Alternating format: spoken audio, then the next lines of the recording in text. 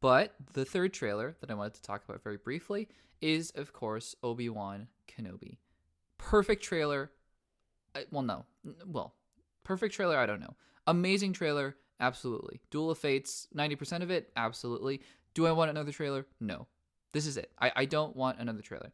It's not a perfect trailer for a couple of reasons that I'll go through briefly before I rave about it. Number one, as I'm sure you've seen with all the memes going around, the Inquisitor, or the Grand Inquisitor,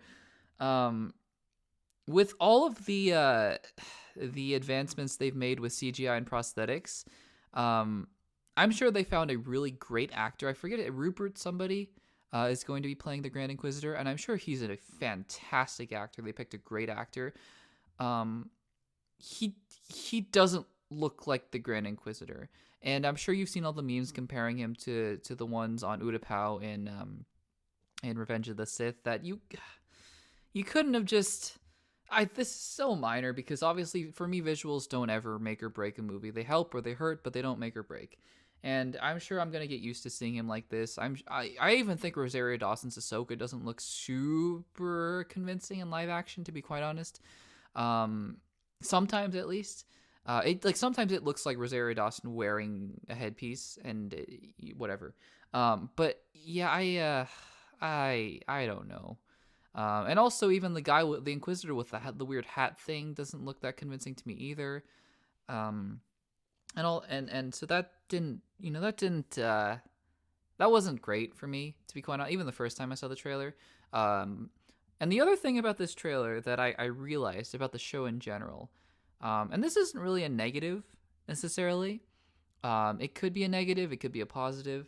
What I realized though is that this show has essentially zero stakes, and that will lead me into a different part of this discussion that I wanted to get to later. But this show will not have stakes, and what I mean by that is Obi-Wan lives, Darth Vader lives, Grand Inquisitor and Hat Inquisitor live to be in Rebels.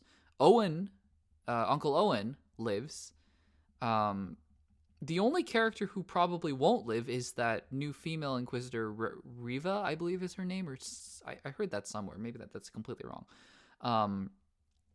But this show has zero stakes. Now, I was having this discussion with somebody else a while ago when the trailer came out. A good movie or a show doesn't need to have death as the stakes to be a good show. But what this show needs to do is have a purpose somewhere else other than just to, because we're going to be watching Obi-Wan's journey for the journey, not the destination, because we know where the destination is. He's going to end up back on Tatooine somehow. He's going to, die at the hands of Darth Vader later on. But we need to see that this show justifies itself in some capacity, because otherwise it's just not going to make sense. Why do you make this show other than just to have a random rematch between Vader and Obi-Wan? And I don't want that. I don't want this show just to be a random another rematch between Vader and Obi-Wan that could have been a YouTube video, a cool concept of a YouTube video. This show needs to justify itself, and I think it can. Showing that sort of trauma that Obi-Wan went through after Revenge of the Sith. So. And that's what we get to see.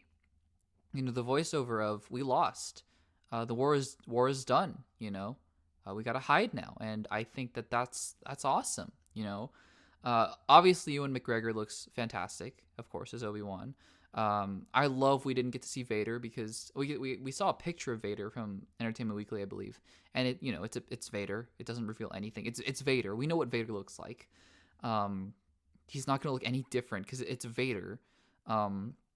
But yeah, no, I think the trailer looked great. The Duel of the Fates was just a perfect song, and then the Anakin versus Obi-Wan theme that was playing from Mustafar was also playing in the trailer as well. It was pretty short, didn't get to show us a lot, but gave us sort of the vibe of these Inquisitors hunting Obi-Wan down, which of course they won't succeed because we know where the show is going, but it's still cool to see nonetheless. And this trailer it looks like what you'd want to see from an Obi-Wan show.